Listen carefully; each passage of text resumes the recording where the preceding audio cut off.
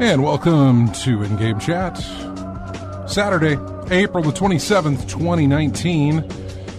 Season 13, episode 16. I'm Scott. I'm RJ.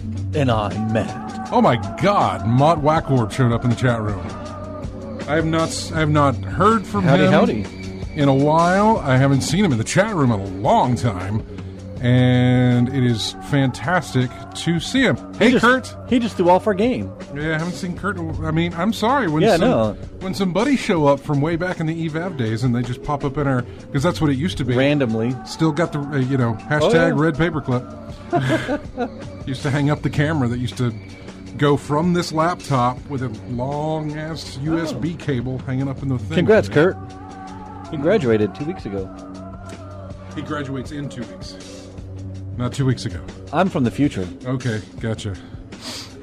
If you would like to get in touch with us, and feel free to do so, Kurt. We haven't talked to you in forever.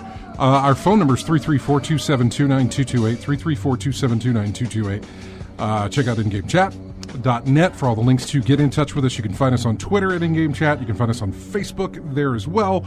You can email us, everyone, at InGameChat.net. We're streaming right now on Twitch, which is where Kurt joined in. Go to twitch.tv and you can find us there. Real easily, just go to ingamechat.net, click on the link. That's the easiest way to do it. INGAMECHAT.net. And then you can find us. The best way to do it. We have the chat room going, as we said. In fact, I'll do a quick rundown of everybody who is hanging out in that chat room. One of those, I guess this is there. It feels like it didn't load everybody. AC Wraith, Jack Craft, Jack_Craft, Mott Wackorb, as we said. Random Man X is in there. Hey, Rando. I'm going to call him Rando. Rando Calrissian is what I'll call him. Retro Ed and Thar66 are in the chat room, hanging out. And there might be more of you, but it did not show up that way for me. Yeah, so welcome to the show, everybody. Let's get rid of that music. And let's do this thing real quick here, too. Rando Calrissian. Star Wars night next week for us. Yes, next week is Star Wars night. Yesterday was Alien Day. It was, but not at the ballpark. No, right? But just, because it's 426 from LV 426. Right, yes, exactly. There's a steelbook out for Alien. The 40th anniversary. I know. I think it's in 4K. Yep. I think they have a 4K release. Yeah, and there's a steelbook for it. I have not been to pick up any steelbooks in a while. The last one I went to pick up at Best Buy happened to be... let me think about it. In fact, I went in there to... what was it? What did I pick up? Just saying, 40th anniversary Alien steelbook would be a good one to do. Wasn't Glass. That was a Target exclusive. It wasn't... it had to have been Spider-Verse. Okay. That had to have been the last time I went in there and picked up any steelbooks, would have been Spider-Verse. I've had some delivered to me because Mondo still does the... has still been doing the Disney steelbooks. Toy Story's the next one, and the final one, at least from that line. You know what? It might have been Pet Sematary. That's out on video already? The Mondo did a steelbook for the old Pet Sematary. Oh, the classic. And it's a really nice design. A really fantastic design on that steelbook. And that was maybe 2 or 3 weeks ago. But it's still been a while since I've been over there to even look at steelbooks or pick anything up. So I haven't. And I was looking at a few images of it. Looks like a silver design with the egg on the front. Yeah, Alien. Yeah. And the xenomorph. I've heard it's kind of hard to find, but I don't know. The other last one that I got was also a Target exclusive. Target apparently has the rights to the DC animated line. Mm-hmm. So anytime a new DC animated feature is released direct to video, the steelbook version of that goes to Target. So it was Justice League versus the Fatal Five, I think, was the last one. However, sometimes they do some, like the Batman versus Ninja Turtles that's coming out in a couple of months. That is not relegated to just It's going to be you can buy it from Amazon or Best Buy or Target or wherever. So, thumb there. Anyway, enough of that. We should probably talk about video games, right? It's a video game thing. We should talk about video games. I will say up front, Matt and I both have seen Endgame Matt and I both will not be talking about Endgame today. I enjoyed it. That's all I'm going to say. Like I said, I will not be talking about Endgame today. That's all I'm going to say. So you have no worry about any kind of spoilers Nope. coming in. You have nothing, because this is it. This is all we're saying, and we're done, and we're not going to talk about it. So games. there you go. Yeah. That end? Yeah. Games that end? Let's talk about games that end. No. Games that you've played. Yeah. Man. So I'll go my route and say, yeah, I did the Destiny thing. What I'm trying to do, obviously, they have their seasonal event is going on right now, and in every single seasonal event that they've done since Halloween, they did Halloween and Christmas and Valentine's, and now they're doing Easter. And in every single one they've done, they have had specific goals that you can reach. Do 200 of this, or get a kill with this particular weapon, or double kills, or something like that. They've never really been difficult, but they absolutely they award no points, and they make everyone in the room dumber for having asked. They give no points at all, and they do nothing. They absolutely do nothing. But because I've done them all so far, the OCD is set in, and so I have to finish them. So that is what I've been working on. However, and I think we talked about this, one of the things you need are 200 orbs generated by precision kills, and these precision kills could take place in either Crucible or Gambit. Gambit's fine because that gives you regular enemies you can shoot and get headshots with, and that's fine. I don't mind that. Crucible, however, you've got to shoot another player headshots, and that's a little tougher. Well, because the game kept breaking in Gambit, they took it out of Gambit. So now you could only do it in Crucible. Creating 200 orbs in Crucible is a daunting, soul-crushing Tedious. task. Yes. Horrible. 2 orbs pop every headshot, and it's not every headshot that it happens either. It's random. So, it's very... Anyway, because of that thing, I had gotten up to 60 as of Thursday, I think it was.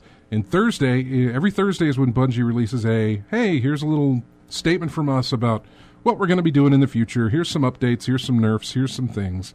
I said, hey, we understand everybody's really upset about this whole create orbs thing. Oh, wait. You said nerfs, no buffs, just nerfs. Hey, right? Yeah, I didn't say buffs. No. What, are you kidding? Bungie. Come on. Bungie stands for, well, no, nerf. The N in Bungie stands for nerf. The B in Bungie does not stand for buff. It stands for backwards. So they reduced it to 20. Okay. And they said it will retroactivate, which means I'm good. And so I can stop hurting myself. Yeah. I no longer have to do this to myself and to my mental fortitude and everything else. I don't have to deal with it anymore. So I didn't deal with it at all.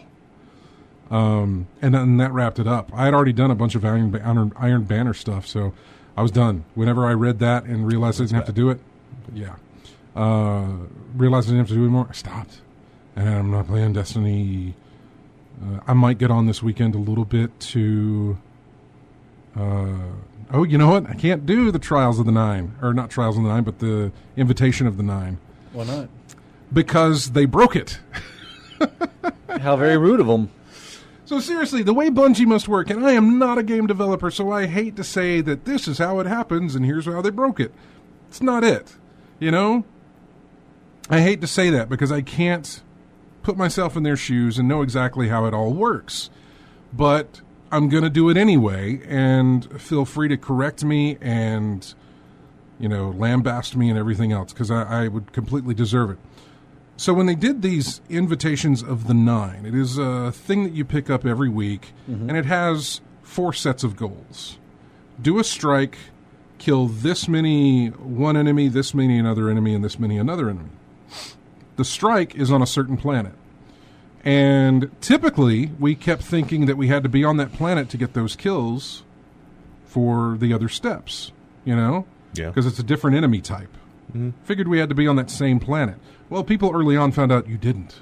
You could go anywhere and get those. You still had to do the strike that it asked you to do, but you could go anywhere and do those things.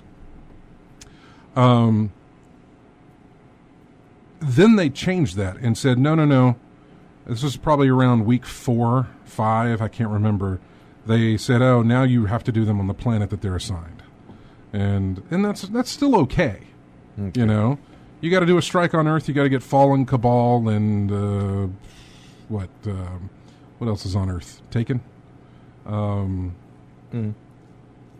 Cabal, and sure, Taken. I don't care. Whatever. Doesn't matter. Those enemies are easy to find. If not, they're probably in a strike that's tied to it. You can get them there. It's no big deal. Well, then this week rolled around, and they put an enemy that... I know, Kurt. I know I'm speaking a foreign language. I'm sorry. Just hang on. I'll be done, and I'll let those that can speak English talk. This week rolls around, and they have an enemy type that's not on the planet that is assigned, and they're trying to find a workaround for that. Now, Random says it's doable because they spawn in the other strike. Random, as far as I know, the internet tells me that's wrong. Because that strike is tied to the EDZ, tied to Earth. Why is it tied to Earth, even though it takes place on the Tangled Shore? I have no idea. But it's tied to Earth. And that is the problem. And that has not been fixed yet. Now look at that. He's testing now. Give me a second. I'll let you find out what the internet already knows. Like a lot of things, the internet spoils you. But yeah. So... the way that I figure this is, and I think the way that they've talked about this, is that a lot of these things are take all the enemies in the game, take all the strikes in a game, put them in a bag. And each week it spits out one strike and 4 different enemies and says, go kill them. And originally, when they tested this, everything was fine. Because you could go to other planets, you could do other things. They didn't realize that the bag of randomness might spit out a certain enemy type that is not found on a planet. Now, Random talks about a strike that does take place on the Tangled Shore, but for some reason it is registered to the EDZ. And we don't know why that is, but it's registered as an EDZ. So, I don't know. But yeah, so that's all I'm going to speak on Bungie. So there we go. We've gotten Endgame out of the way. We're not going to talk about it. We've gotten Destiny out of the way. We're not going to talk about it. That's it. I'm done. RJ, what'd you play? A little bit Combat 11? Yeah, a little bit of Street Fighter 5, but for the most part, right. I was playing a lot of Mortal Kombat 11. Yeah, see? I think we all speak MK, Mortal Kombat language. Yeah. I ran through story mode. I know I said I was going to stream, but then I looked on YouTube, man. There was like 500 different story elements that someone had put on there. I think it was like a week early. That's right, because you did the last Mortal Kombat game. You did the last stream. Yeah, but I saw like people had put stuff out there like a week beforehand of that content, and it's flooded with it. So it's available if anybody watches, if anybody really wants to see it. But I ran through story mode, and I did a little playing with the towers and everything like that, and seeing what the grind element was, because there is a grind element to the game. Oh, is there ever a grind? Yeah, it is. We'll talk about that. We'll talk about that grind. Yeah. We'll talk about the grind, and then we'll talk about the update. Like the original Pitchfork came out and had a complaint, and then there was an update to that Pitchfork. And then NetherRealm issued a statement saying that they would update that to help you bring that Pitchfork back down and put it away. But go ahead. Yeah, I was playing around with the game system and seeing how it was different from 10. One of the things I noticed was that the run mechanic is gone. So I didn't the run mechanic? Running. Oh, like running wasn't in there. I mean, I went through the entire tutorial, which is a very good tutorial. One of the most detailed tutorials in fighters. I've heard nothing but everything about this game is completely positive, with the exception of the crypt grind process. Yeah, and everything else though is like apparently just on point. Yeah, and I've done a little bit with the crypt as well, and that is it's kind of arduous going through that. It's a tedious thing. It's a whole adventure game. In one, you got to run around and get stuff, and by the time you pick up the things that you want, you have to get out of there to get more resources through fighting, or hopefully find some open up elements and get more currency to open up chests in the crypt. Right. And if I'm not mistaken, I didn't see anything on the map that indicates where the chests were. Mm-mm. So it's you're gonna have to search for everything. Yeah, apparently the chests are. There are some chests that are in fixed locations. Mm-hmm. The ones that require hearts, I think. I don't know. Oh, the here. hearts. Yeah, it's hearts. Those I think about are 250. Those I think are fixed positions, Mm-hmm. but everything else just up in the air. I haven't been to much. I could. Don't take my word on this because I haven't really looked into it. I haven't been through it. Yeah, I haven't been through it much to notice that anything was fixed when it comes back in. I know the contents I think are changed every time it gets in there. Okay, that may be what it is, not the locations, but the contents, because it is randomly generated every time you log in. So there's a lot of things in there that what one gets in one may not mean the same for another. Right. Yeah.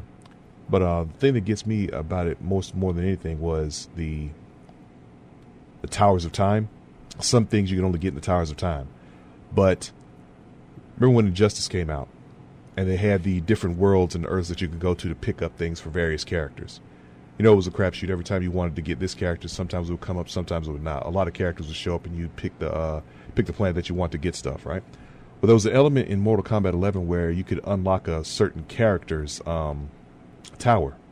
Yeah. And I tried that with Johnny Cage because he is my main character. But the requirements to open it up was kind of steep. Like 25,000 coins to unlock the first tier of towers. And I think there's 5 towers you have to go through to get the rewards. But the second tier, you had to get 50,000. And I'm guessing after I go through all those, I'd have to get like 75,000 if there's a tier 3. I'm guessing if that's the case. Yeah. But yeah, everything that indicates in there is that it's going to be a long process of grinding all the stuff, despite the patch that came out. It's going to take you a minute to unlock everything you want in there. But outside that, I haven't been playing much of anything else. That's pretty much it then, huh? Yeah. But it's been going well. Have you gone online with it or anything? I haven't gone online. I'm hearing that netcode is a little iffy. It's a crapshoot on that too. Okay. But maybe that's because everybody's playing it right now. Maybe there's overload. I don't know. But some people are having good times with it. Some are not. But that's what any fight. You can say that about any fighting game online, really. Okay. Mm-hmm. Matt, what about you? I've been playing night classes, basically. Yeah, okay. I've been taking some night classes for Security Plus, which have been keeping me busy at night. I was able to get on a little bit to Elite Dangerous because they did a new update, and also they released a new voice pack with Michael Dorn. So now I have Michael Dorn, William Shatner, Brent Spiner, and Marina Sirtis in my voice packs. I'm just trying to get the entire Enterprise crew. Of course you are. They need Jonathan Frakes and Will Wheaton next, or LeVar Burton. That would be awesome. And that, I got Dying Light about a week or 2 weeks ago. Yeah, I saw some info. Super Cheap. Yeah, I saw some info that Dying Light 2 will be making an appearance at E3 this year. So I've been playing Dying Light. Yeah. That's been fun. But really, that's it. I haven't been playing much. Yeah. For those of you in the chat room, I screwed up a little bit. I was going to try and format those Steam codes to look a little bit better, but I didn't. Not one bit. Yeah, I tried to hit enter, in other words, to do a page break, but that did not happen. So that first group of characters there for a Steam code is missing a comma in that long string in the center there. So should be a comma there. So what's that for? To separate. Here's the problem. I didn't realize it, but I had an alpha. I had 6 Steam keys to give away for an alpha that started on the 19th and ends now on the 30th. So I apologize, but Oops. You've got this weekend to check it out if you want to. And maybe you don't, maybe you do, but I'm just going to leave those there and let people do them. An alpha for what? I'm gonna let them receive them. Just surprise. Here, take them. Okay. Not. I'll put it this way. It's not anything that you'd be like, "Ooh, I better get in on this." AC Wraith got it in there. It's for a game called Secret Neighbor. Yeah, there's a game called Hello Neighbor Yeah. Mm-hmm. Where you, as a kid, get into this guy's house, and then there's traps, and the guy's like got a weird mustache. Yeah, he's trying to come and get you because you're in his house and all this other stuff. Anyway, they have one called Secret Neighbor where it's multiplayer. Oh. And so, yeah. And that ends on the 30th. So, so would that be for and hide and seek? What setting other players up to get caught? I guess. Yeah. Yeah. Okay. Somebody gets to play as the neighbor who can be disguised as a kid. And yeah, I know. Yeah. A neighbor. How's that big burly guy going to be? Right, I know. Okay. Yeah. It's a video game, RJ. Don't use that tired excuse. Well, I don't know. You're playing a game that has time travel mechanics. Mm-hmm. Mortal Kombat. So they throw ice from their hands, and a spear comes out of a dude's hand thing, and it shoots fire breath. So some guy takes someone's souls. Right? Yeah. So, yeah. And I heard there's horrible voice acting from Ronda Rousey in that thing. She's not really known for being a voice actress. Well, she's acting in general. She's not known for. Well, yeah. She's a rookie, really. She hasn't had a lot of roles or whatever. Sonya Blade. She was voicing Sonya Blade. Sonya. Huh. Hey, let's go to the phones real quick and talk to Chris before we have to leave him on hold for a whole break like we normally do, and I don't like to do that to him at all. Hey, Chris. What's going on, y'all? About to go to a break. What's going on with you? I got several new games I wanted to tell you about, and I remember possibly telling you about those analog systems that are that mimics the hardware. Well, I got the one for the Super Nintendo in and been loving it, but that's good. I also got the new Days Gone on PlayStation. I've been enjoying that one. But how is that? We got music from that game coming up in the show. So far, I've probably 2 or 3% in there. You know, I've got his motorcycle or his new motorcycle. I'm not going to spoil anything, but so far I've been loving it. It plays like what you would expect. You could sneak around and be sneaky and everything, and yeah, it's pretty fun. I already had a couple wolves chase me down on the bike and then tear me off of it. Yeah, well, I don't know. I'm not there yet on Days Gone. I'm really not. I felt like I was whenever they showed it at E3 and like the zombie swarm coming in, and then they showed more of it, and the more they showed, the less I was like, it's not. I don't think it's fallen into place for me. And so it hasn't. But then again, there's a lot of new stuff that really isn't. It's not that it's new stuff that isn't falling into place. I mean, it's just, I'm not there. I'm in my backlog with my Spider-Mans and my God of Wars and my Horizon Zero Dawns. I would love to get into some Civilization, and I've seen some really good mods for City Skylines that I'd really like to get some time in with. I also have, I've still got Breath of the Wild, Mario Odyssey. Speaking of the Switch, one of the other new games I got the other day, or about a week ago, is Days of the Survivor or something like that. It's only $2, but it's like a top-down Diablo survival zombie sim, kind of like that, where you have to gather these different ingredients and build different things, and and you get all these formulas and these different workbenches where it basically you pop in, 2 or 3 times a day, wait 2 or 3, 4 hours, and then let everything, it's an online thing, and you can raid other people's bases and stuff. But I've been enjoying the living stew out of that. Mm-hmm. For like $2. I mean, yeah, it's got me where I play in the morning, play during lunchtime, play in the afternoon again after work. There was some other game I tried to find music on, but I couldn't, and it was called Dark Devotion. That seems new, and it was on Steam, which kind of looked interesting. And I noticed a lot of people actually. Anytime I notice like Brock Spigot playing a game, I'm like, ooh, yeah. Or you take notice. Yeah, Lecon as well is another guy on my friends list from the COG days and stuff, where they pick some. They'll find some indie games that are like really, really good, or some really like low key, under the radar type games. That they'll be the ones that hit them up first before I will, and if they're positive on them, I'm like, ooh, good. Then that's probably something I might enjoy. So I don't know. Well, Chris, we appreciate you calling and let us know what you're playing, man. Yeah, one of the cool features about that other one on the Switch that was $2, you can find and breed dogs and stuff to have a travel companion that travels around with you that attacks the enemies and stuff too. But well, that's cool. Yeah, they have multiplayer too, where you can encounter other people in different areas and then also team up supposedly. But I hadn't. Everybody I've ever seen tried to kill me, and I've wiped them out. And they don't seem to realize that they're only doing 1 damage, and I can take them out in 2 or 3 hits. But hey, if they want to come at me, that's fine. I've got a machete and a shotgun. And a dog. Yeah. All right. Y'all have a good one then. You too. Okay. All right. Bye. Bye-bye. If you would like to get in your calls, you can, 334-272-9228. Give us a call. Let us know how things are going. And, with your gaming and that sort of thing. We're going to take our first break of the show. And what do we have here? Some game called... this game called Shadow Tactics. Oh, I like that game. It's Do a lot of you? fun. Yeah, I got it. It's really...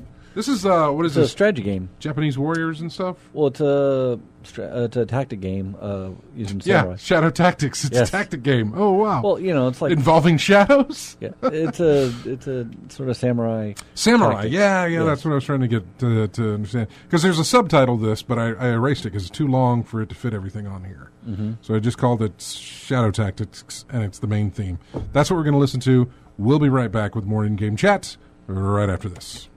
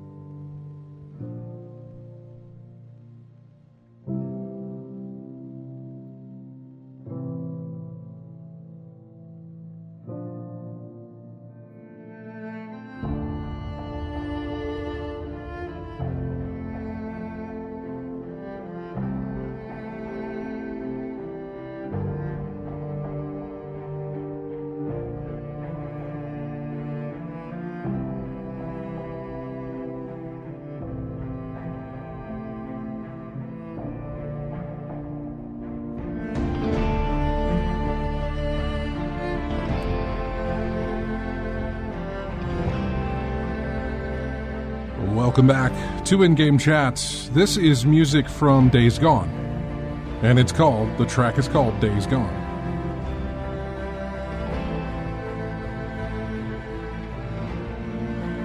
Not bad. I haven't listened to the whole soundtrack. This piece is pretty good. Does it have that Last of Us vibe to it? Nah, Not quite. this doesn't, obviously. Last of Us is much more somber in there. Last of Us is just that single guitar. Mm-hmm.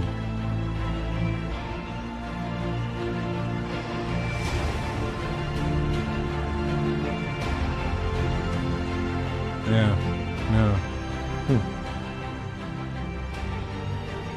So, anyway, welcome back.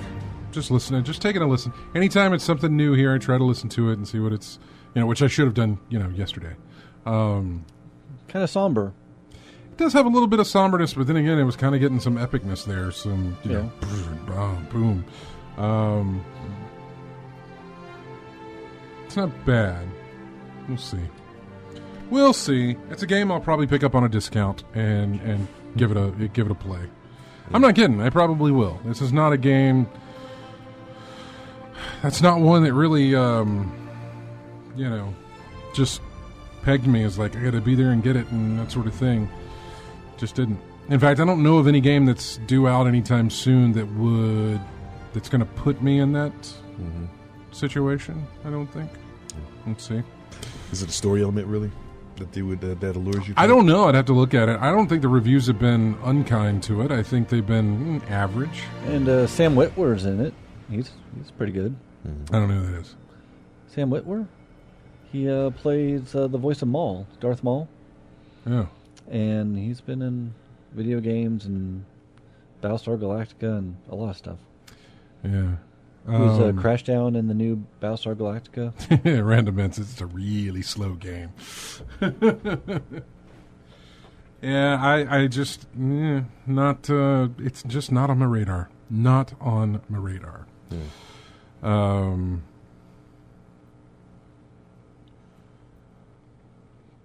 Okay. What's up? I was just reading what DK76 has written in there. It says, I build professional gaming systems here in Montgomery. Been building systems for about 20 years. We have a storefront in Montgomery.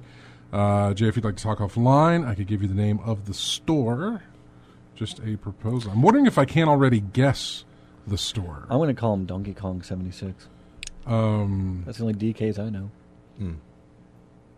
Because there's not a lot of gaming. Obviously we know about Retro Game Planet. Yeah.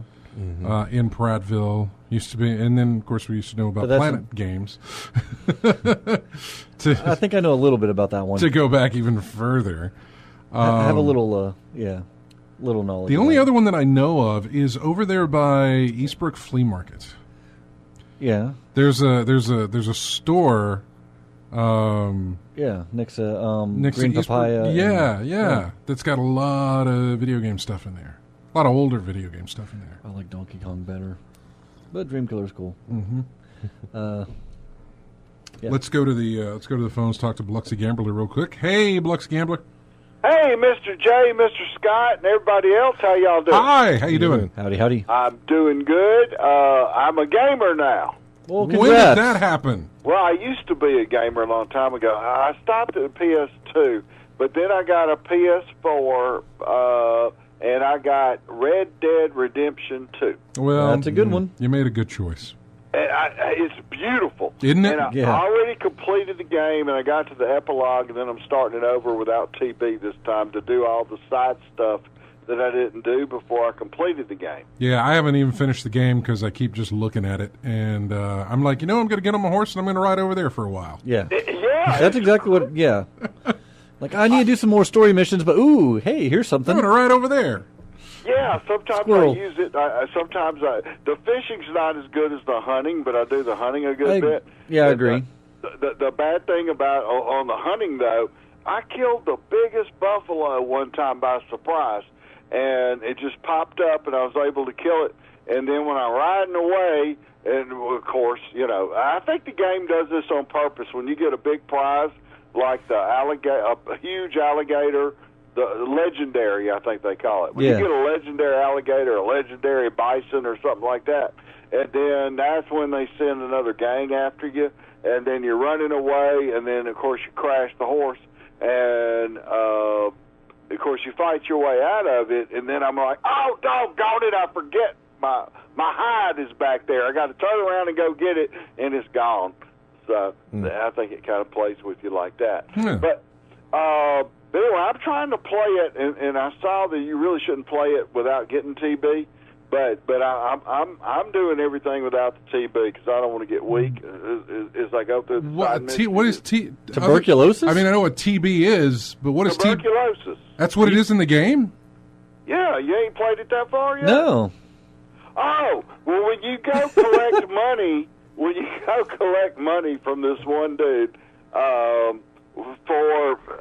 that German guy that sends you out to collect money. Yeah. So there's this one guy.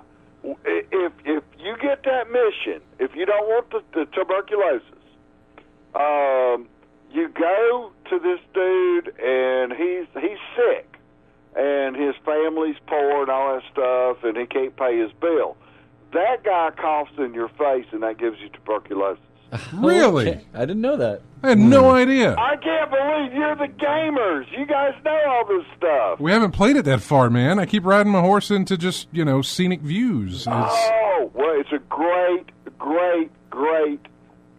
game, great story, even with tuberculosis. Even with Because tuberculosis. then the epilogue is also great. I'm not giving away any spoilers, but I'm telling you, the epilogue is also great because then you play basically the same thing, only you're playing a different character. Okay, we're done. See, I haven't gotten that far in the game. Like I said, We're done. I started doing it and I got sidetracked. My question is this. Okay, what's your question? And see, I thought y'all hated that game because it's like a no. GTA similar thing or whatever like No. that. Oh, no, I absolutely love it.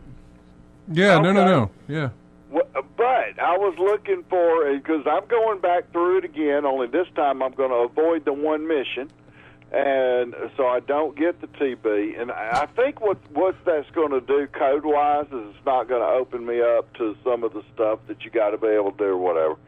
So what would my next game, since I just got back into it after all these years? Yeah. What other game?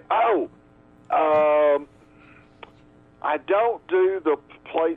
See, I haven't played it online because I don't play it with other. No, No. it's terrible. I do not like it online. Yeah, you're fine with skipping that. Yeah. Yes.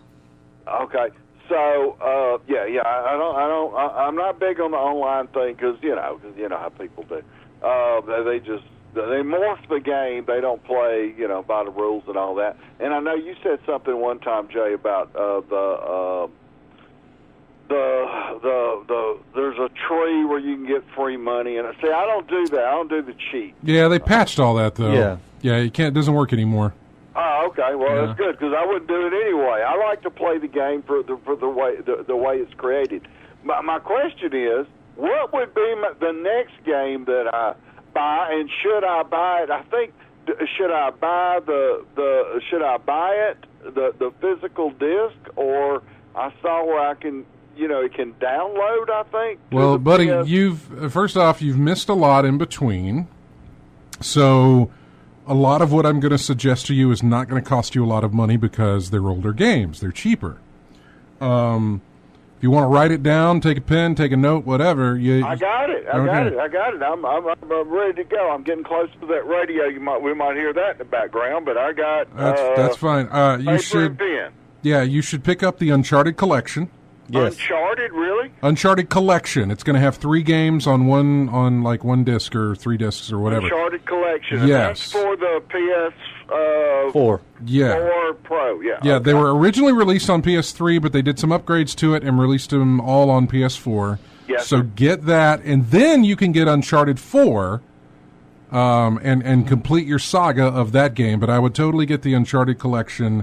Whether you want to do it digitally, it's probably going to be more expensive than getting it physically. Physically, you can find a nice used copy of this, and it's probably only set you back like $15 maybe. Really? Digitally, well, I we're have. talking about money. It don't matter. Yeah, digitally, I have no idea how much digitally it costs, and I think RJ's looking Right. that up. But I think digitally, it's probably going to still cost your full price? So 20? Uncharted will keep me busy for a while. Uncharted, yeah, that's It's 3 games. Yeah. That Right. is 3 full-length games that you can play, so that'll keep you busy for a while, and you'll probably want to pick up Uncharted 4 afterwards, which, again, is going to cost you, it's going to be cheap for you. Yeah, I ain't worried about the money. See, my favorite style back in the day when I played on a PC was any kind of submarine game from Microprose. Oh, yeah. Yeah, I don't think we've got anything for you in that You ain't got regard. nothing like that. How do you feel about space simulators? Space. That was my next thing. Any Star Trek, Star Wars, So something like that. there's a game on the PS4. I have it on the PC called Elite Dangerous. Elite Dangerous? Yes, it's an open galaxy. It's not even a world. It's an open galaxy space game where they just updated it to make it easier for people just getting into it. But, I mean, you could go the galaxy's yours to just go out, do what you want to do. If you want to be a miner, if you want to be a pirate, if you want to be... I love that sound of that. And that is PS4, right? yeah, it's Yeah. on the PS4. But that's also online, though, isn't it? It is online, but Kevin and I play on our own server. You could play single player, or you could play on a private server. Oh, okay. So you could do solo stuff. You don't have to actually go against other people in the open world.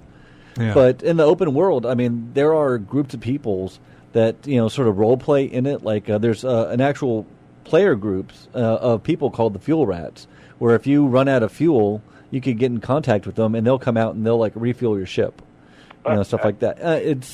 It's a lot of fun game. Kevin and I, my friend Kevin and I, we play it a lot together. We've been mining together. We've been bounty hunting. We've been going in if there's a civil war going on, we'll pick a side and just fight for one side to earn credits to upgrade our ship, buy new ships. Somebody in the chat room has suggested GTA 5. Since you like Red Dead so much, GTA 5 might be something you enjoy. Right. Grand Theft Auto 5, Story-wise. which is out there as well. I'm big on story play. What about So what God about- of War? Well, I was getting to that. I was kind of going from back to because I also forgot to tell them to pick up Horizon. Last of Us Remastered. Yeah, Last of Us. that's the one. That one's an amazing game. Yeah, The Last of Us Remastered is a fantastic game, and The it's Last also of Us remastered. yeah, it's a remaster because it's another PS3 game that they put on the PS4. It's called The Last of Us. Yeah, it's called The Last of Us. Yes. Okay. And you want to get the PS4 version of that one. So, Right. I mean, that's a good set there. I mean, when you get done with that, then call us back and we'll get you into some more stuff. I'll call you back anyway. Yeah, But- there's a lot out there, man. There's a lot that you've missed. There's God of War. There's Horizon Zero Dawn, and I don't want to just throw these all out at you at one time. Right. I was about to mention Hellblade: Senua's Sacrifice. Yeah, I haven't actually played that, so it's I hard for me to played it, it's a lot recommend of it. good. But Even the Assassin's Creed Origin.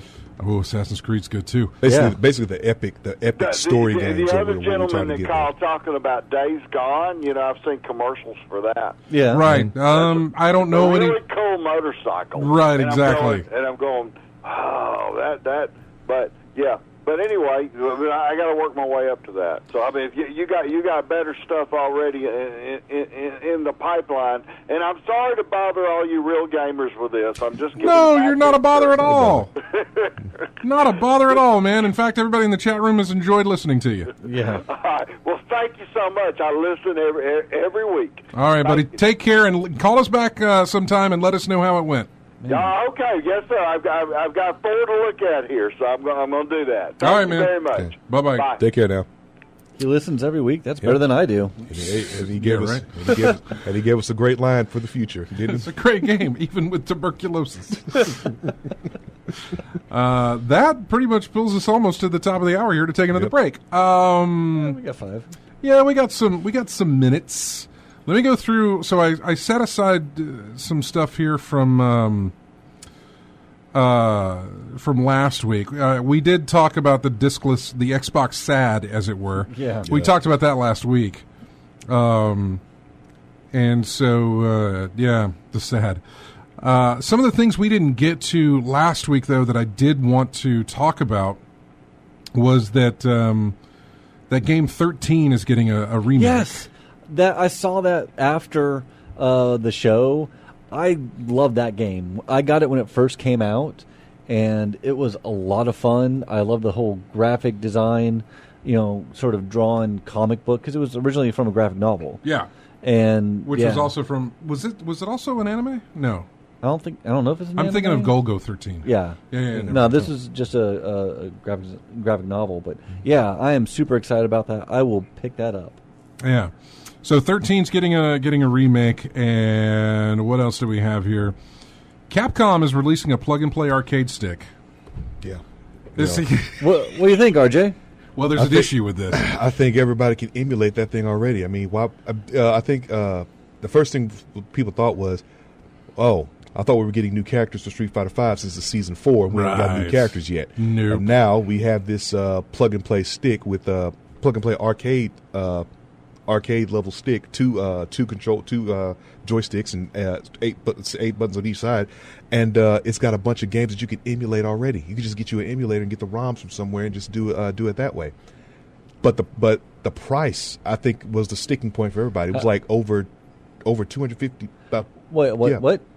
Yeah, 200 something bucks on this thing. No, there's some controversy with this thing. The emulator. First off, it's an arcade stick, which it's like this big.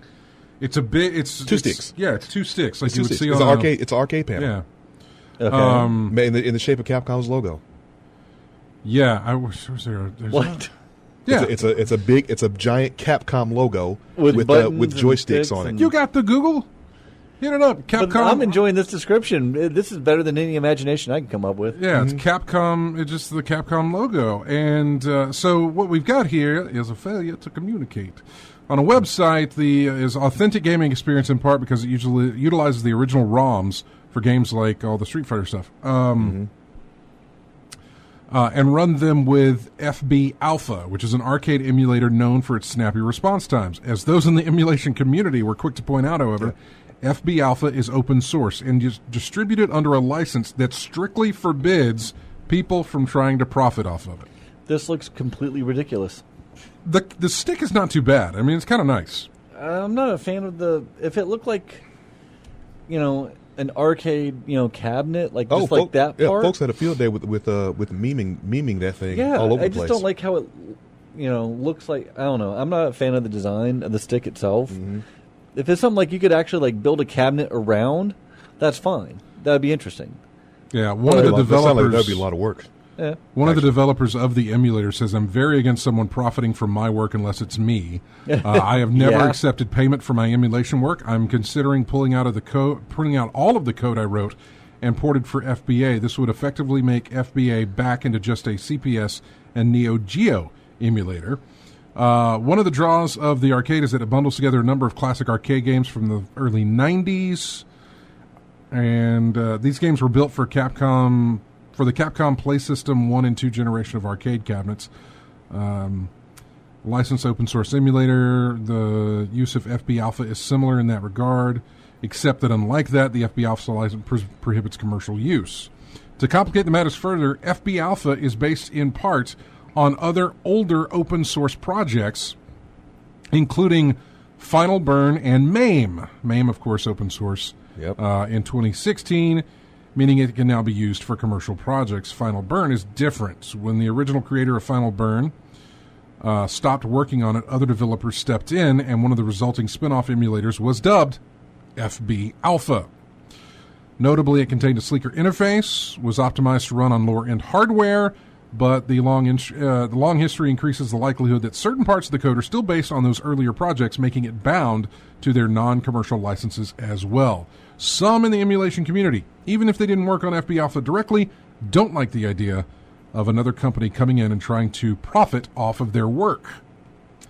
Of course, there are others who are more concerned with the fact that the fight stick is in the shape of the Capcom logo. Yeah. It's bad enough with the shady use of FB Alpha. They didn't have to make the product hideous on top of it. Capcom has not responded to this issue, and I don't know how that's going to work out for them. Yeah, what can they say? Yeah. We got 1944, Captain Commando, Capcom Sports Club, Eco Fighters, Mega Man, Power Battle, Ghouls and Ghosts, Final Fight, Strider, Puzzle Fighter 2 Turbo, Super Puzzle Fighter 2 Turbo, Alien vs. Predator. So that was a story we weren't able to get to last week that I wanted to get to. Yeah, if I mentioned it before, it was the price that really stuck in someone's craw, man. It was $260. It's expensive. Ridiculous. $260 for a bunch of games that can be emulated right now. Yeah. Yeah. And now come to find out they're profiting off of open source code. Yeah. Someone else's hard work. $260. And I'll say this now. The other one is the other story was that GameStop has said that they will offer returns within 2 days of a game's release in the form of store credit worth the full price of the game, even for open software, as long as it's within 2 days of the game's release. That you'll get full store credit for it, even if it's opened. All right. The only game that falls under that sort of category right now is Days Gone. Mm-hmm. So, it's not one of these things. I don't necessarily know that you can beat Days Gone in a 2-day thing. You maybe, I'm sure, speedrunners, whatever. But it's called the Guaranteed to Love It deal. Having worked retail in video game stores, that still, to me, that seems like a headache. Because I remember a lot of people would do that. they buy the game and then return it like within 2 days or whatever. And Yeah, it's just a rental. yeah, Oh, the deal is only valid for the standard edition of the game okay. through Sunday, April the 28th, which is 2 days after its April 26th release date. In other words, you can't buy the game at any time and still take advantage of the promotion. Oh, It's on initial release. apparently so. All right, What? that's You can only... So it doesn't... What?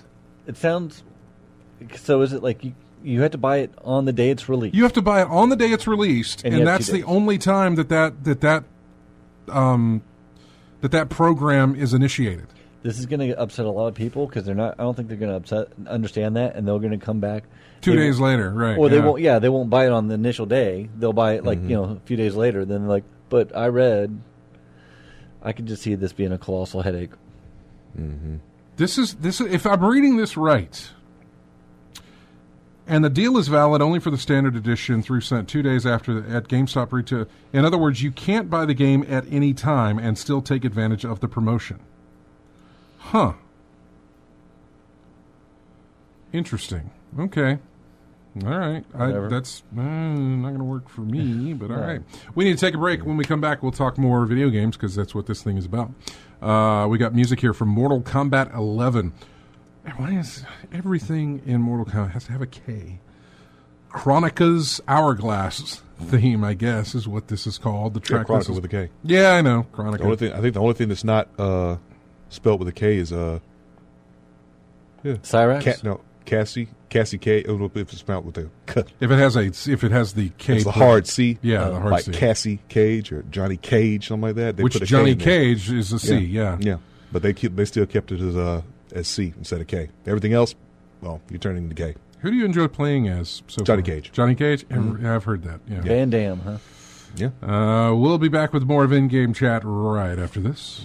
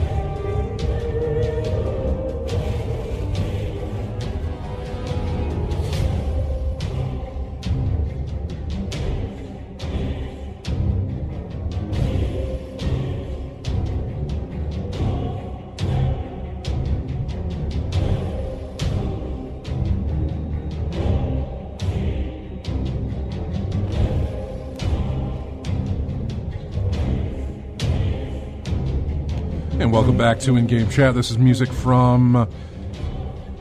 it's the main menu music for a game called Immortal Unchained. Somebody was either playing this or it was on the list of like new games or something. I don't know. Or somebody had gotten some achievements or something. As I looked through the list of activities and stuff. So. That's how I find out what I'm going to use. That's good. That's enough of you, Immortal Unchained. Had your moment to shine. We're done. What else we have here for new stuff? We had plenty of stuff going on. Kingdom Hearts 3 is getting a critical mode. I don't exactly know what that means or what it does, but I'll look at it here just to tell you. I think it makes it harder. They're being quite difficult. It's a new difficulty mode known as critical mode.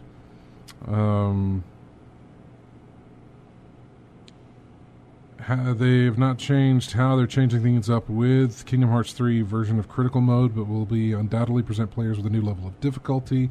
In previous Kingdom Hearts games, critical mode, one step above the proud mode difficulty, had made the adventure more challenging by doubling the damage that players take or cutting the damage they deal in half, among other changes. So, blah on that one. Really read these things before I talk about them. Be kind of nice, wouldn't it? I will say I did read a couple of things. Yeah? And it kind of goes back to some things that we have talked about before, which is the whole Epic Game Store situation. Tim Sweeney, who is, I guess, the main man behind Epic, he's their Gabe. He's their Gabe Newell. Yeah. I recently talked about the store. The phone number? Oh, the phone number is 334-272-9228, said Mott Wackorb in the chat room. Talked about why they take a 12% cut on everything. And he also issued a challenge to Steam and said, look, and this was in a tweet, he said, if Steam committed to a permanent 88% revenue share for all developers and publishers without major strings attached, Epic would hastily organize a retreat from exclusives while honoring our partners' commitments and considering putting our own games on Steam. That's kind of throwing down the gauntlet a little bit. It is, but it'll never happen. No. Maybe it's an easy way of calling a bluff? I think so, because I don't necessarily know that Epic would do that.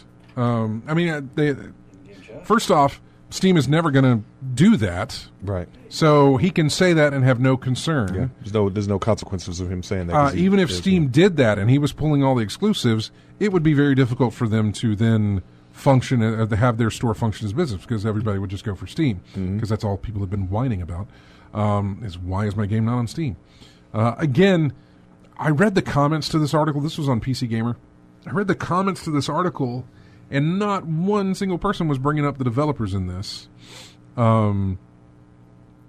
They brought up the features that Steam offers as being, this is why the cut is different, because Steam offers more features, and that the Epic Store is just, they don't have a good enough storefront or API or any of this stuff. And while that might be completely true, I'm not saying none of that is false. I'm just saying none of that,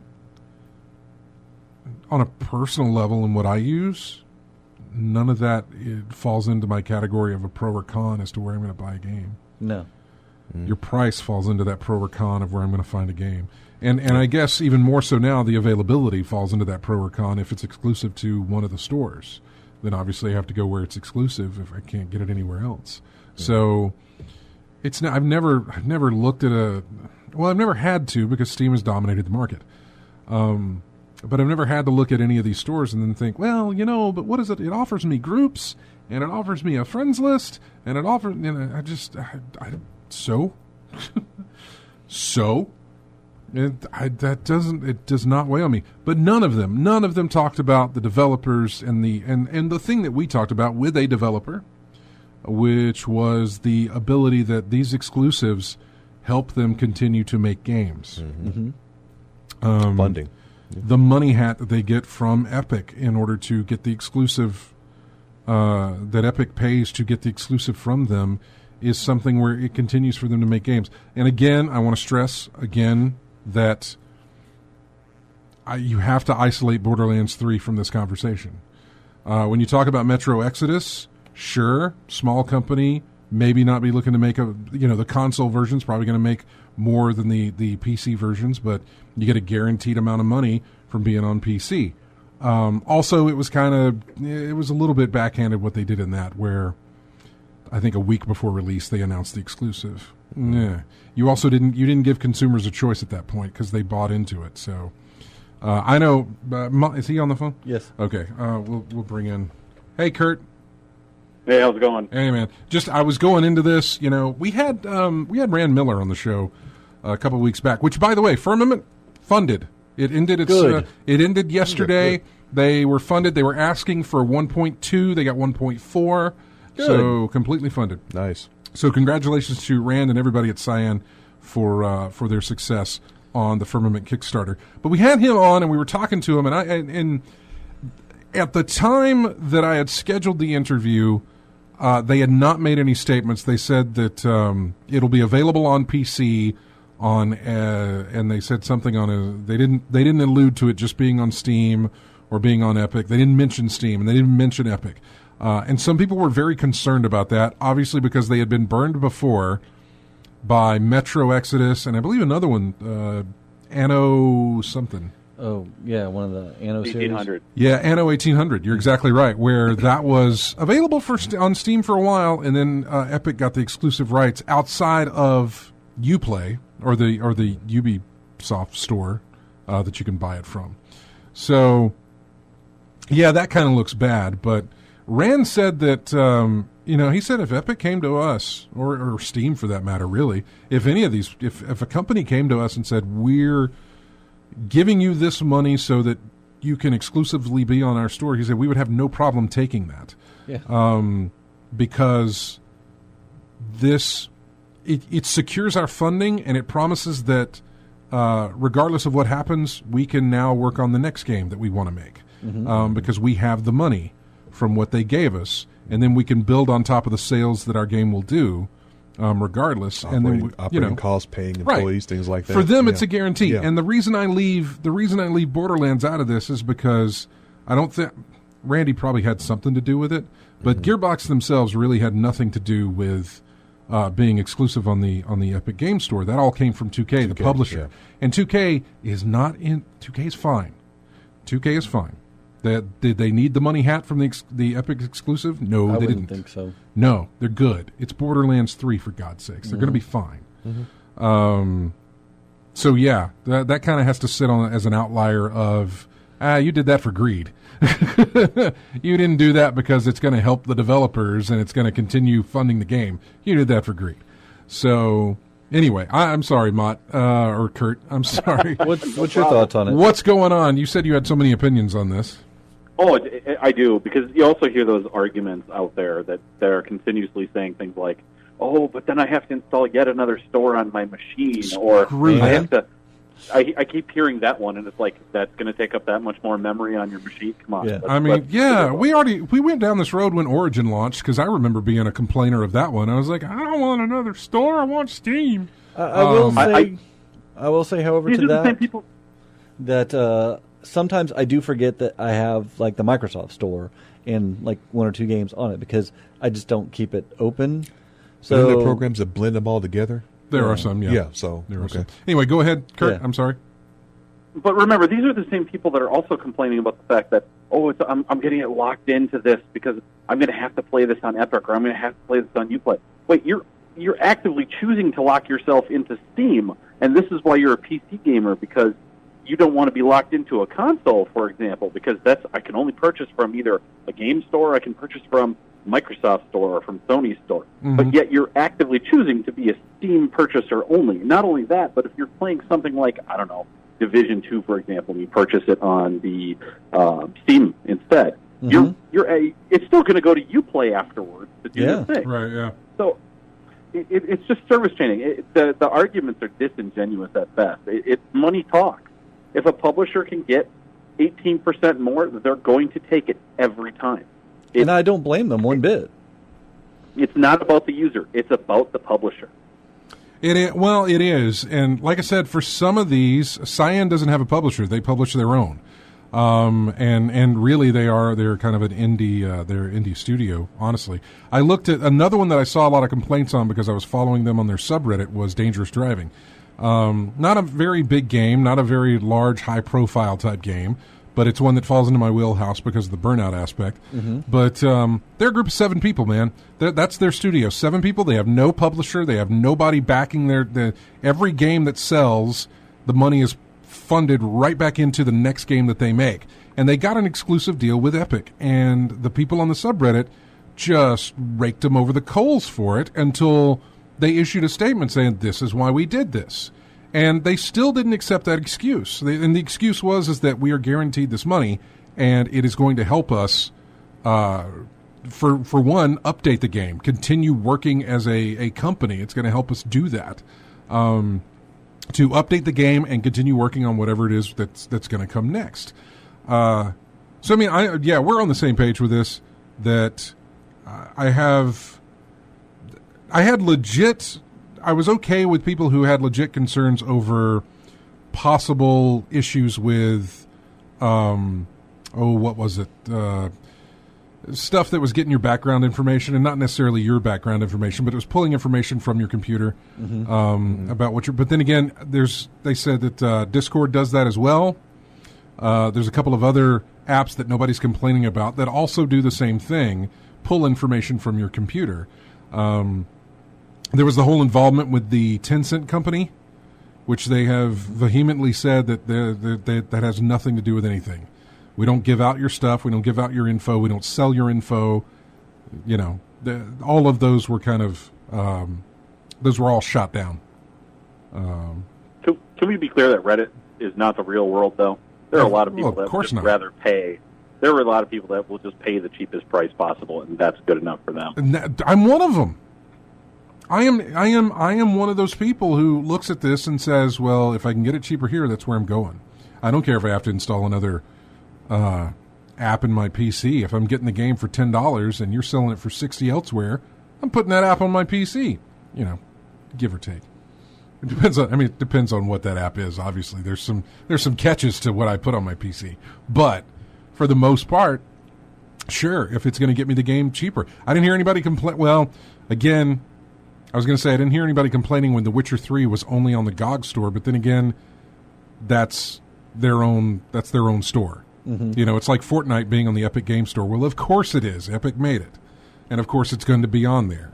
So I can't give fault to Valve only putting their games on the Steam store. No. But I remember when the Microsoft collection was announced, or the Halo collection. When that was announced for PC, it came up as being on the Microsoft store and on Steam, and people loved it. But nobody was crying foul saying, well, where is it on the Epic store? Why isn't it there? Nobody had anything to say about that.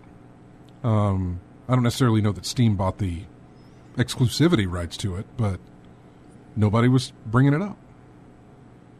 So, anyway. How you doing, Kurt? I'm listening. This is one of those scenes where you always hear like sports talk radio where they're like, "I'll hang up and listen." It's kind of what it feels like at this moment. But that's fine. I know. Sometimes I take control of the. Sometimes I take control of the conversation. I don't really mean to, but I ramble. So yeah. So you haven't really been playing anything, though, right? Not that's not on the Switch these days. Did you get online with that? Did you go online with that? Oh yeah, absolutely. So you picked up the whatever it's called. The online service. Well, yeah. I mean, it was a no-brainer. So I purchased my son a Switch when he was 4. That's right. You have a kid. Yes, I do. I have 2. Yeah, I have 2 children. That's right. You do. So my now 6-year-old has his own Switch and enjoys playing a lot of things. And it was $35. And this is where it's a hell of a deal if you think about it. It's $35 for all sorts of classic NES games for up to 7 consoles in a household. Well, I have 2 in my household, so I'm already saving $5. And if my daughter ever gets into gaming, well, she'll probably have her own too, because again, I just don't want to give up mine. Right. Because I use it so much. And so it gets to be a better price. And it was so amazing to watch my son discover all these old Nintendo games. Just infatuated with them. Yeah. And just enjoy the heck out of them. So it's really fun to watch him discover all of these things. But honestly, for me, Switch has been my platform. And I commented earlier in the chat that I purchased Final Fantasy X for, I think, the 3rd time now. So I've had it for Nintendo, or I've had it for the original PS2 release, the PS4 release, now the Switch release. The one that I played the most is the Switch release because I can pick it up and put it down whenever I want. Yep. Nintendo has done a fantastic job of their power management on that thing, so that I can walk away when the kids are screaming at each other for some reason. It's a great dad gaming system. Yeah, Switch is fantastic. Switch is fantastic. I didn't pay to get into the online service. I did that Prime thing, whatever it is. Twitch Prime, sure. Where you could get it pretty much a year for free. So that's what I've done with that. And I really haven't Have you played Tetris? I haven't fired up my Switch in a while. And I need to so that I can get online with it, play that Tetris game because it's absolutely free. Was it that 99? Tetris 99, yeah. Oh, it's fantastic. I know. That's all I've heard, man, is that it's fantastic. I have won once. I have taken second place many times. I am just not fast enough to be the best at that game. Yeah. I haven't tried it. I know Spigot has, but I haven't tried it. So what are you so you're playing Final Fantasy currently on the Switch then? I'm playing Final Fantasy on Switch. I'm playing a lot of Yoshi's Crafted World, which is one of the most beautiful games I've played. I've heard that too, a yeah. very long time. And there's so much to catch in that game to see. I've been playing that. I've been playing. I'm re-rolling some Mario Odyssey, but then on PC I'm also doing Anthem, which is just a painful experience with a group of friends that I play on Monday night, and then Division 2, which Division has stolen my heart once more. And, really? I cannot get enough of that game. What are you playing Division that on? I'm playing that on PC, and I also have it on Xbox. Okay, good. Yeah, the more I look at, the more I sit there and play Destiny 2, or at least the more I jump into Destiny 2 just to knock out one single thing every week, the more I'm like, why don't I fire up Division? And because I have Division 2 on PC, I just haven't done anything with it, and I feel like I really should actually. So I find it funny because you've got a game like Anthem that came out, and then shortly thereafter, Division 2 comes out, and truly game like Anthem. It was literally like taking a hammer and smashing Anthem as soon as Division 2 came out. They're so different in how they play and how they react. It's just the right game. Mm-hmm. And like you said, it's the Anthem being a painful experience. Division shines even more after that. Yeah, it was free. It was basically free publicity for Ubisoft to get a game like that, where they basically were like, "Hey, great, Anthem's out, but we're better than them by far." Much. Yeah, I remember talking every time we talked about Anthem. It was always negative. We were never reading stories about positive things coming from Anthem. It was always we were struggling something that screwed up in the game, or something that was just not working out for them, which is really sad to read. I think. What was it, 6 years of development, but only 12 months of actual... Well, yeah. There's this really great article that Kotaku did that kind of went in depth on the development years of that thing and how it got really bad towards the E3 reveal. And a really great read. Really great read for that one. But, yeah, it's just... Anthem, I played the demo, or I say it's a demo. It was beta, whatever it was. I played that. I didn't really like too much of it, but I was still kind of like, you got that Origin Access thing where you can play it for a little while, and it's going to be a part of it for $15 a month. So maybe I'll put in some money and play it for a month. I didn't even do that. I didn't do that at all. By the time it released, I was just not there. I was not on board for that game. Is Division 2, does it play like the first one?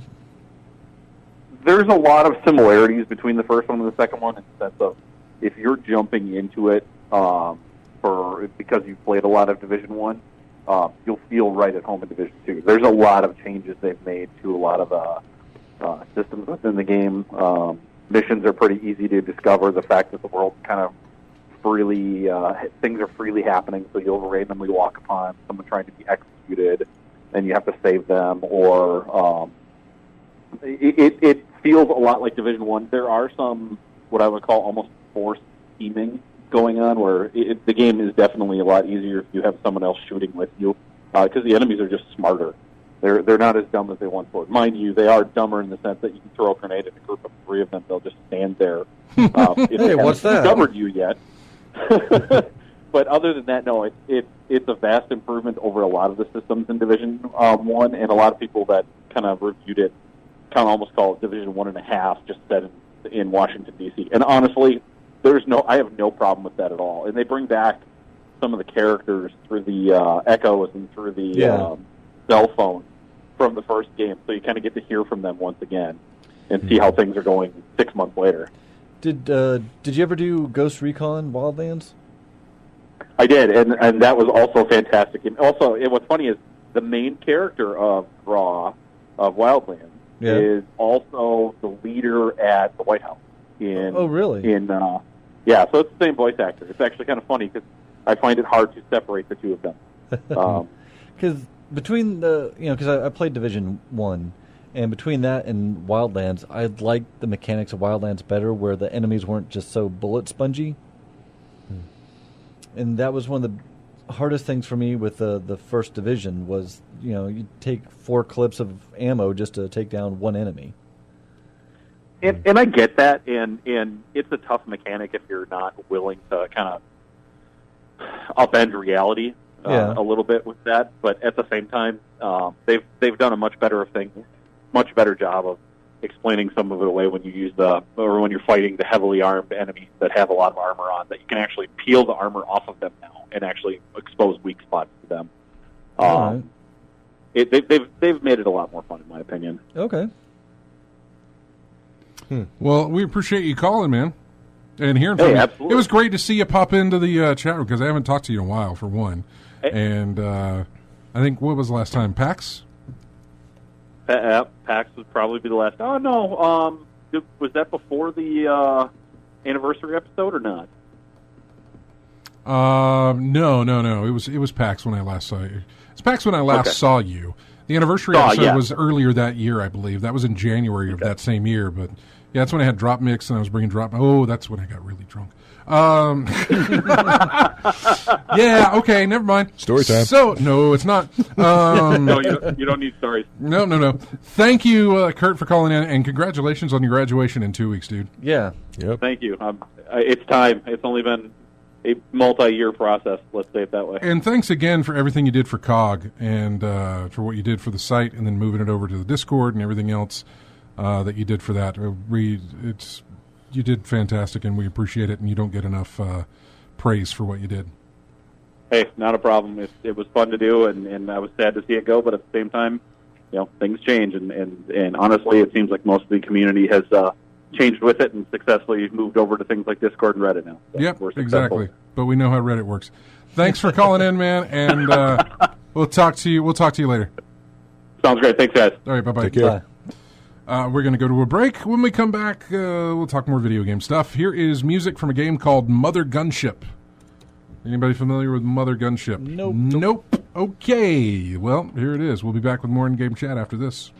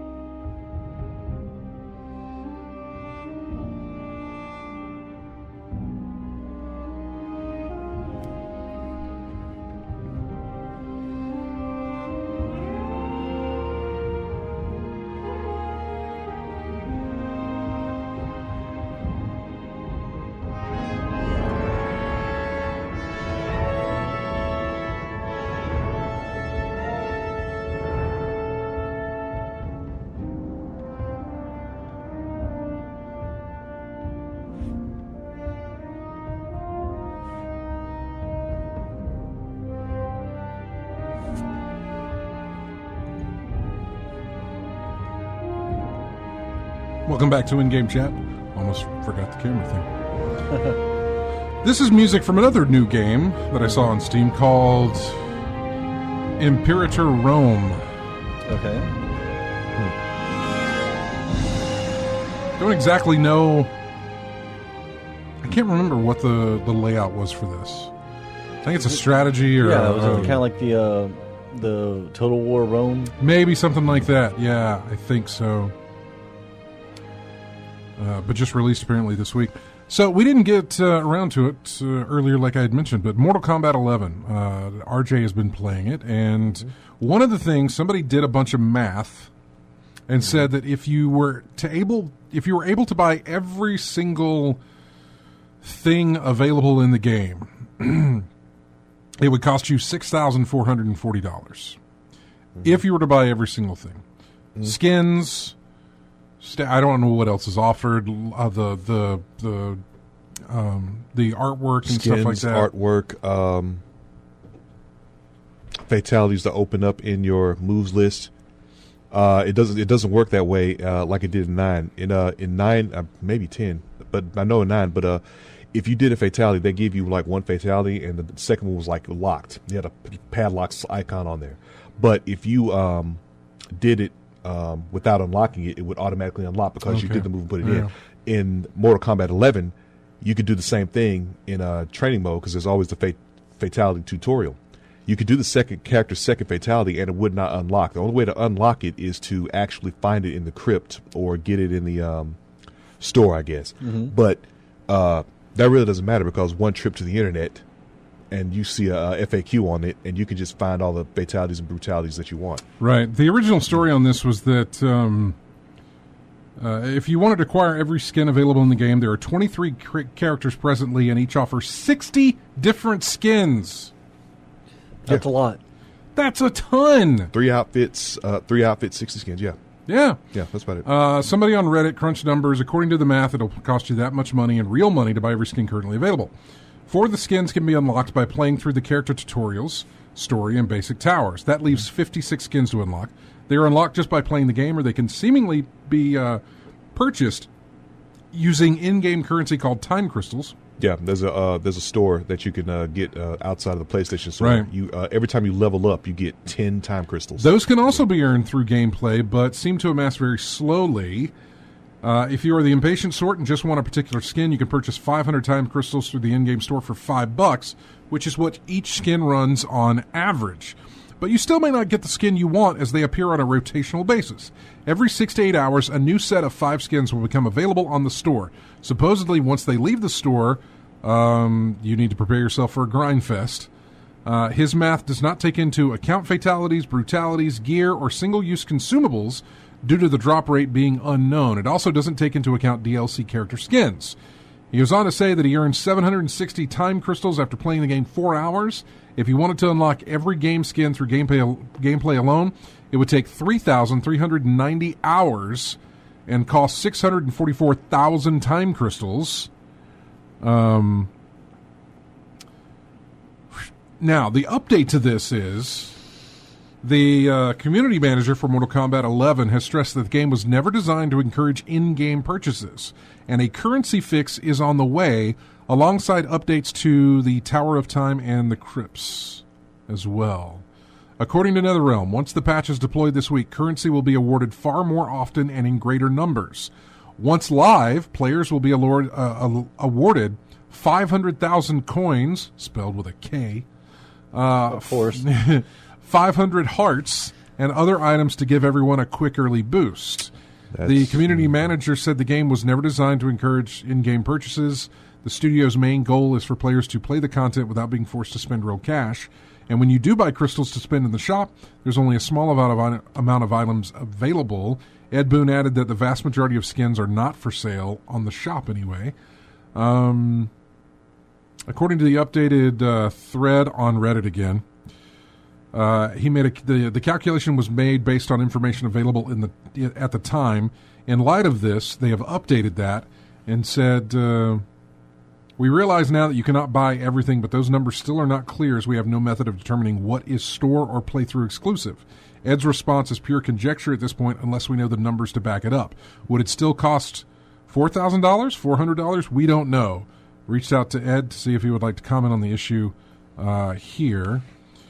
When cosmetics are made available through microtransactions, there's always an optional purchase. You don't have to buy them, but don't listen to us. We're obsessed with collecting every single mount in a certain game we play, even if it means spending real money. Hey, they still got nothing on Train Simulator. Yeah, right. When I heard that number, the $6,000, the first thing I thought about was, y'all haven't heard of Railroad Tycoon or Train Simulator? Train You haven't heard Simulator. of Train Simulator? Yeah, you That haven't heard comment, that one yet. though, and I agree with Jack on this one. Never designed to encourage in-game purchases. No. It was. Yeah, You're making a change based on community feedback, saying that, hey, this is too much. Now you're making that change. Yeah. That's the thing. It was. Until you realize people are getting very, very upset over this, and you realize, well, in order to win back goodwill, let's change some things. But it's like you talked about with, I think we talked about with Fallout 76. We had that whole conversation about how you set the initial requirement very high so that when you do go back, you just go back to what you originally planned anyway. So it looks like you're going, looks like you're listening to the folks instead of doing what you wanted to do all along. True. Yeah. I mean, there is that. Some of the, was it PC Gamer that had this? Yeah, they're getting 2 patches to help with the grinds. Yeah. Real quick, I looked at the Train Simulator DLC. Yeah. Guess how much? $45,000. No, just 8,500. Okay. Not quite $45,000 yet, but Yeah, we talked about $30,000 total. $8,500. The first patch is out in a day or two. Character tuning to reduce difficulty in Towers of Time.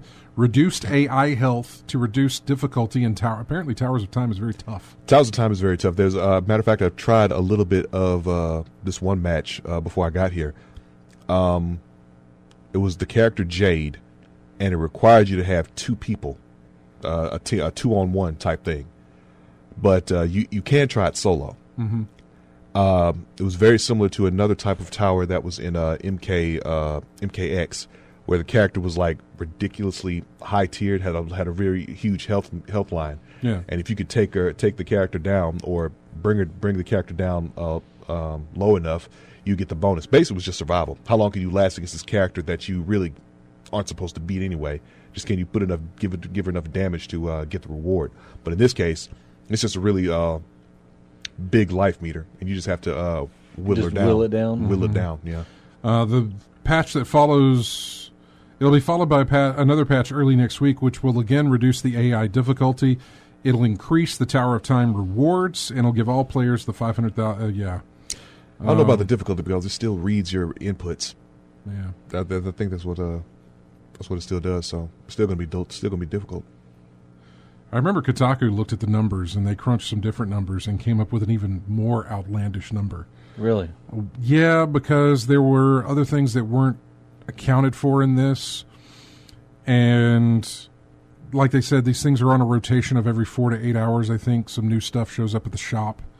And if that stuff is on some sort of if that's on like a conveyor belt where eventually the shop will rotate through all items and then and then start the rotation over again, then that's great. That puts in a fixed sort of situation where you're guaranteed to, have this come up to buy.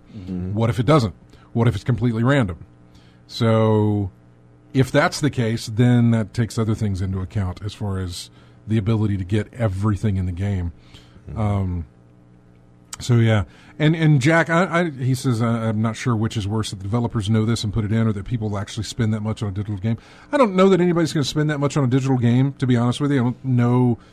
I'm sure some people will. Possibly. Remember, these are cosmetics. Yeah. As far as I know, there is nothing that is pay to win. Yeah, that is boosting any kind of ability. But I don't know. No, I don't. Not bought. I mean, tower consumables to help you get through them. You can get them through. But that's not gonna do anything to your multiplayer, is it? That's not gonna affect you in multiplayer. No. Yeah. So, yeah, it's honestly the only thing I could think of that would augment affect gameplay would be the augments for your gear that you level up, just like Injustice. Unless you have a setting for tournament mode.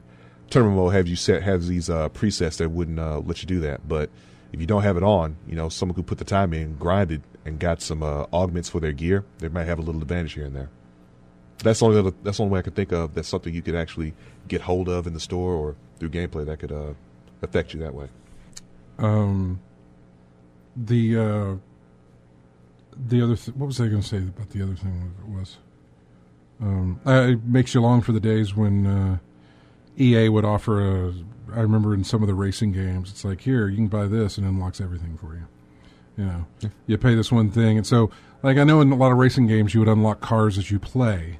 Or you could buy this boost for $15 and you get all the cars from right out, that sort of thing. Well, that happened in Mortal Kombat 10. Yeah? Unlock Crypt. Oh, okay. That was offered, so you might see that again. I don't doubt know. It. I doubt it because again, if they put that much stuff in there, this is again why I don't believe that statement that the game was never used to push microtransactions. If that was the case, why are they in there? Right? Exactly. Why do you make so many items? Yep. How come there are so many cosmetic items for people to add to their characters and stuff if you're not trying to make that away? Like you said. And if they don't offer that only pushes the agenda that I'm seeing. Yeah. That if they don't offer something that says, here, pay this much and we'll unlock everything, well, that even furthers your situation of, yeah, you do want people to pay to unlock all of this stuff, and you want them to pay incrementally, too, instead of one sum to get everything. Yeah, because there was no crypt in Injustice 2. No, you had to get. I think in Injustice 2 you had to earn everything through gameplay in the multiverse area of the game. I wonder if DC had any comment on that. I don't know. Or, well, not really Warner Brothers because they're the same developer, or publisher, whatever. Yeah. But I know I don't know. I'm not sure. Another story here as we're closing in on the end of the show here was I only put this in here. I don't play Madden. Never have. I know a lot of people do, like the sports games. But Madden NFL 20 is bringing back the college football teams for the career mode. And I remember when the college teams were out of it because I guess they lost their license or whatever for NCAA. But I'm trying to remember the. Oh, and I'm sorry. Only 10 NCAA football teams are returning. Interesting. Face of the franchise. Quarterback 1 will be a new personalized career campaign, QB1. EA Sports announced Thursday, in it, Madden NFL 20 players create a college quarterback and take him from the 4-team college football playoff through the NFL Draft Combine. For their college games, players will be able to choose among the Atlantic Coast Conference's Clemson, Florida State, Miami, the SEC Conference's Florida and LSU, the Pac-12's Oregon and USC, and the Big 12's Texas, Oklahoma, and Texas Tech. So, was that some exclusive deal they had with the universities? Maybe that might be the case. I was just combining the two, this and the previous conversation, and I was hearing Clemson with a K. Yeah. Yeah, again, that's the thing that the headline says something different. It says Madden NFL 20 cover release date, EA Sports NCAA football is back. No, only 10 Not teams. Quite. Yeah. Thanks for that. Thanks there, Polygon. Let's see. I did the firmament thing, so that's great. Yeah, I don't know. I think that pretty much wraps everything up. So, I don't know. This week, will I play any Destiny? I really have no reason to. You will. So, I mean, I will only for the fact that I'll do a couple of things that I need to get done. But that I do on a weekly type basis that take me maybe one day of play, if that. I say a day. What I mean is, maybe 3 hours across a week, and that's it. Outside of that, I kind of would like to get back to my Spider-Man and finish that up. I'm behind. And then, I don't know. Further ahead than I am. Huh? You're further ahead than I am. I don't even have the DLC for it. I know. Well, that's what I'm working on. I'm halfway through I've done DLC 1. I'm halfway into DLC 2, and then I've got the rest of that and DLC 3 to get through. It's 3 total, right? Yeah. So I mean, I kind of like to finish that off and be done with it. The other thing is, I the talk here that we had, I kind of want to get a Division now, and start with Division 2 and see how that goes. So, and I have City of Heroes now as well. Yeah.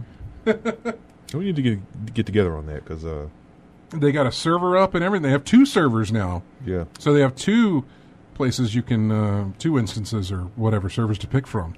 And they've been doing very well keeping these things going. So far, NCSoft, not a single word, which is nice. Like Thor 66 asked me if I've done any more Detroit, and I need to.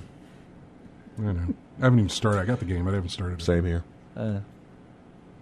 I'm curious, like, if you guys do, what, the storylines that y'all get, how it would be different. Yeah. I'm currently doing a rewatch of Deadwood to prepare for the... that was your show, when's that wasn't coming it? out? May 31st. Yeah, that was your show, wasn't close. It is close, and yeah, boy, that was my show. It's just the one movie? It's just the 1 2-hour movie, yeah. And I love it. Man, love the show. All right, I'm getting to the good parts. You know what? I'm going to try to do that over the... I have night... Like I said, I'm busy during the nights with my class, but I'm going to try and do some more Detroit. Mm-hmm. Yeah, see what you can do. I enjoyed it. So, for everybody else, thank you guys so much for joining us in the chat room. In fact, let's go over the list there, see if I can pull it up real quick. Thank you, AC Wraith, Apricot Droop Fruit, Commander Root, DK76, Jetcraft, Joja 1337. Is that on your mind? Huh? Joja? Nice. Number 1 groupie, that person's always in there. I don't know who that is. Polizzi? Rando Calrissian is in there. Retro Ed, Stephen Van Dam, STM Fuller, Thar66, and Virgo Pros. Thank you guys all for being in the chat room. We appreciate it every single time we see your faces there. And thank you for calling in to Chris and to Biloxi Gambler and to Kurt. Yep. Always enjoy hearing from you guys. Have a fantastic week. Don't forget to subscribe on Twitch and on YouTube and, find us on all those things. Just go to ingamechat.net. Everything is there for you. Here's music from a game called Project Warlock. It's pretty bad. It's the music's not great. It's the main theme, and have a great Saturday. Have a great weekend. We will see you. Yeah, we'll see you next Saturday. Matt, you will not? Nope. So you won't be here. I'll see you at the I'll see you at Star Wars, after the thing. Y'all have a good one. Bye.